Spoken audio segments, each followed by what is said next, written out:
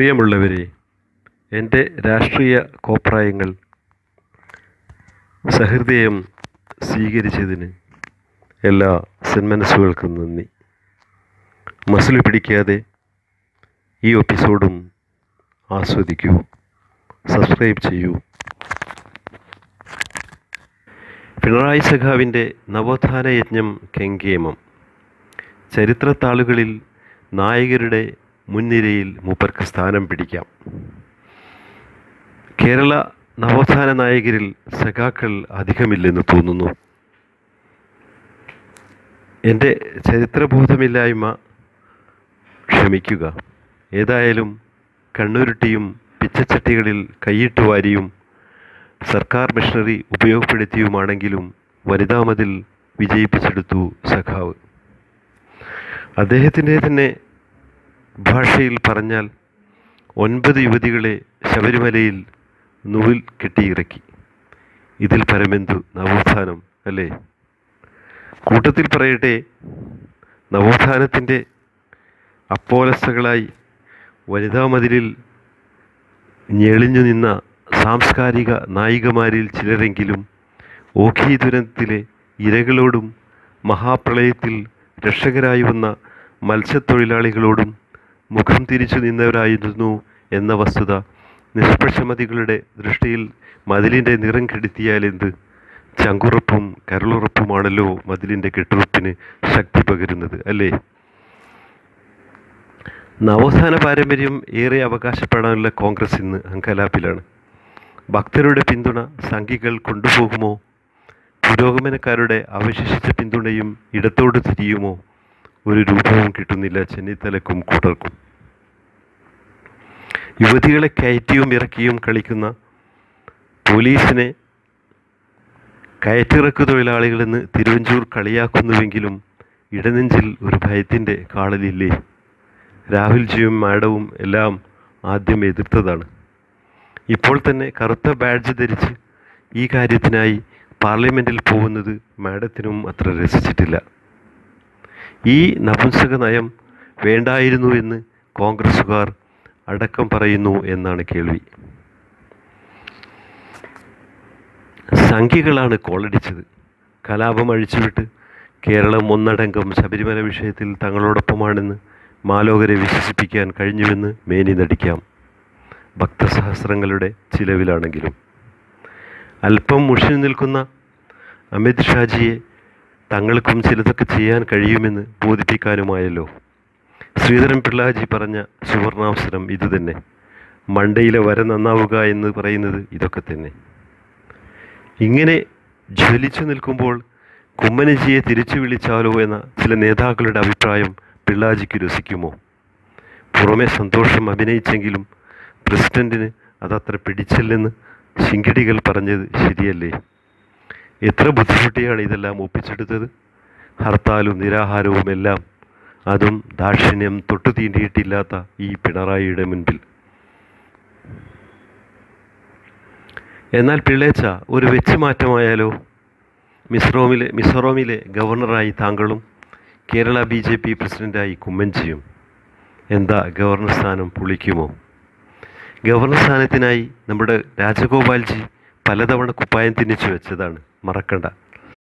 പക്ഷേ ഇപ്പോഴദ്ദേഹം MLA ആണെന്ന് ആശ്വസിക്കാം. പിണറായി സഖാവ് നടത്തുന്നത് കണക്കു കൂട്ടിയുള്ള കളിയാണെന്ന് പറയപ്പെടുന്നു. മൂപ്പരുടെ റോൾ മോഡലുകൾ ഇപ്പോൾ ബുദ്ധദേവ് ഭട്ടാചാര്യയും ജ്യോതി ബസുവുമാണെന്ന് തോന്നും നീക്കങ്ങൾ കണ്ടാൽ. 2 കോമ്രേഡുകളും ചേർന്ന് പശ്ചിമ ബംഗാളിൽ 3 പതിറ്റാണ്ടോളം മുഖ്യന്മാരായി കയ്യിൽ കുത്തിയതാണല്ലോ. എല്ലാ ഈർക്കിളുകളെയും നീർക്കോലുകളെയും ഒന്നിച്ചു ചേർത്ത് 1 പതിറ്റാണ്ട് കൂടിയെങ്കിലും ഭരിക്കാമെന്ന പിണറായിയുടെ മോഹം, അല്ലെങ്കിൽ ചെന്നിത്തലക്കാരൻ്റെ ഭാഷയിൽ പറഞ്ഞാൽ മലർപ്പൊടിക്കാരൻ്റെ സ്വപ്നം പൂവണിയുമോ എന്തോ. എന്തായാലും ഈ സ്വപ്നം പുതുജീവൻ നൽകിയത് ഇടതുപക്ഷത്തിൻ്റെ ചായ്പിൽ കാലങ്ങളായി കാത്തുകിടന്ന പാർട്ടികൾക്കാണ്. പ്രത്യേകിച്ചും 2 ദശാബ്ദത്തിലധികം CPM പറയുന്നതനുസരിച്ച് മുട്ടിട്ടിഴയുകയും നിരങ്ങുകയും ചെയ്ത INLന് ഇത് സാധിച്ചെടുക്കാൻ അച്ചുമാൻ്റെ ശബ്ദം ദുർബലമാവുന്നതുവരെ കാത്തിരിക്കേണ്ടി വന്നു എന്ന് മാത്രം. INL നേതാവ് പ്രൊഫസർ അബ്ദുൽ വഹാബിൻ്റെ മുഖത്ത് 14-ാം രാവിൻ്റെ പൊലിമയാണ്. ഞമ്മക്ക് മന്ത്രിസ്ഥാനമൊന്നും വേണ്ടേയെന്ന് മൂപ്പർ ഉറപ്പ് കൊടുത്തു കഴിഞ്ഞു. ഇപ്പോൾ കയ്യിലിരിക്കുന്ന കോർപ്പറേഷൻ സ്ഥാനം തെറിച്ചു പോകാതിരുന്നാൽ മതി. സമാന മനസ്കരായ പല മുസ്ലിം നേതാക്കൾക്കും വേണ്ടി വഹാബ് വലവിരിച്ച് കാത്തിരിക്കുകയാണ് എന്നാണ് കേൾവി.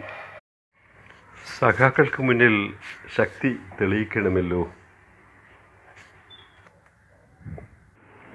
സൂക്ഷിച്ചോളൂ അബ്ദുൽ വഹാബ് സാഹിബേ, അച്ചുമാൻ്റെ ക്ഷീണം താങ്കൾക്ക് മറ്റൊരു മഹാവിപത്ത് വരുത്തിയേക്കാം.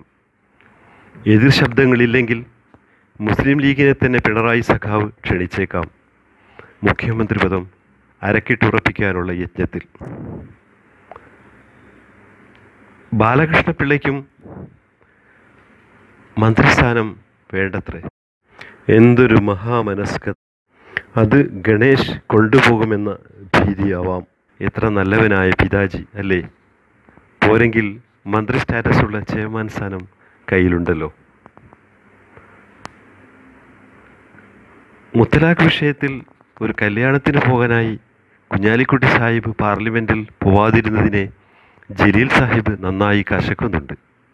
ജലീൽ സാഹിബേ, നിങ്ങളെല്ലാം ഒരേ തൂവൽ പക്ഷികളല്ലേ? ബന്ധുവിൻ്റെ മകളുടെ കല്യാണവും മരുമകൻ്റെ ജോലിയുമൊക്കെയാണല്ലോ വോട്ടി നൽകി വിജയിപ്പിച്ചവരെക്കാൾ നിങ്ങൾക്ക് പ്രധാനം. നിങ്ങൾക്കും കുടുംബം നോക്കണ്ടേ? കുച്ചാപ്പയും മച്ചൂനുമൊക്കെയാണെന്ന് എന്താ ജനം ഓർക്കാത്തത്? ഈ മലപ്പുറത്തുകാരുടെ ഒരു കാര്യം, ഇത് ബിരിയാണി രാഷ്ട്രീയമാണെന്ന് സഖാക്കളും മറ്റും പറയുന്നതിൻ്റെ അർത്ഥം എന്താണുള്ളത്? കുഞ്ഞാപ്പയുടെ പാർലമെൻറ്റിലെ ഹാജർ വളരെ കുറവാണത്രേ. അതിലെന്താ ഇത്ര പറയാൻ INLകാരാ? അലക്കൊഴിഞ്ഞിട്ട് വേണ്ടേ കാശിക്ക് പോകാൻ? മൂപ്പര് ബഷീർ സാഹിബിനെ വോട്ട് ചെയ്യാൻ ഏൽപ്പിച്ചല്ലേ കല്യാണത്തിനും മറ്റും പോകുന്നത്? പാർലമെൻറ്റിൽ പ്രോക്സി വോട്ടുണ്ടോ ആവോ? മുത്തലാഖ് വിഷയത്തിൽ കുഞ്ഞാപ്പ കുറച്ച് പിറകെ പോയെങ്കിലെന്താ? ശബരിമല വിഷയത്തിൽ ഓർഡിനൻസ് ഉറപ്പിക്കാൻ മൂപ്പരാണല്ലോ മുന്നിൽ. ഗൾഫ് പ്രവാസികൾക്ക് മരിച്ചു കഴിഞ്ഞാലെങ്കിലും സ്വസ്ഥത കിട്ടട്ടെ എന്ന് കരുതിയാവാം സീസണുകളിൽ അവരെ പിഴിയുന്ന എയർ ഇന്ത്യ ഡെഡ് ബോഡി നാട്ടിലെത്തിക്കാനുള്ള ചാർജ് ഗണ്യമായി കുറച്ചത്. ബോഡിയുടെ ഭാരം കണക്കാക്കിയല്ല ഇപ്പോൾ ചാർജ്, ഫ്ലാറ്റ് റേറ്റാണ് എല്ലാവർക്കും. ഇതോർത്ത് ഇനി ആരും തടി കുറയ്ക്കേണ്ടതില്ല. ഇതിനായി പരിശ്രമിച്ച സാമൂഹ്യ പ്രവർത്തകർക്ക് നമോവാകം. ഒരു പിൻവാചകമടിയോടെ ഞാൻ അവസാനിപ്പിക്കുകയാണ്. പേരാമ്പ്രയിലെ എറിയൽ മാജിക്കുകാരനെ തിരഞ്ഞ് ക്രിക്കറ്റ് വിദഗ്ധരെത്തിയിരിക്കുന്നു. ലീഗ് ഓഫീസിനെറിഞ്ഞ് അകലെയുള്ള പള്ളിക്ക് കൊള്ളിച്ച ആ മഹാനിൽ നിന്ന് ബൗളിംഗ് ട്രിക്കുകൾ പഠിക്കുകയാണ് ഇത്രേ ഉദ്ദേശം. രാഷ്ട്രീയ ധ്വരമൂത്ത് ഇവിടെ വർഗീയ കലാപം വരുത്തിവെച്ച് അടങ്ങുമല്ലേ? ലാൽ സലാം സഖാക്കളെ. എല്ലാവർക്കും നന്ദി, നമസ്കാരം. ഒരു നിമിഷം വോയിസ് മോഡ്യുലേഷനിലും മറ്റുമുള്ള കുഴപ്പങ്ങൾ അറിയാതെയല്ല, ഇതൊരു അമേച്ചർ വീഡിയോ ആണെന്ന് മനസ്സിലാക്കി ക്ഷമിക്കുക. ഭാവിയിൽ ശരിയാക്കാൻ ശ്രമിക്കും ഇൻഷാ അല്ലാഹ്.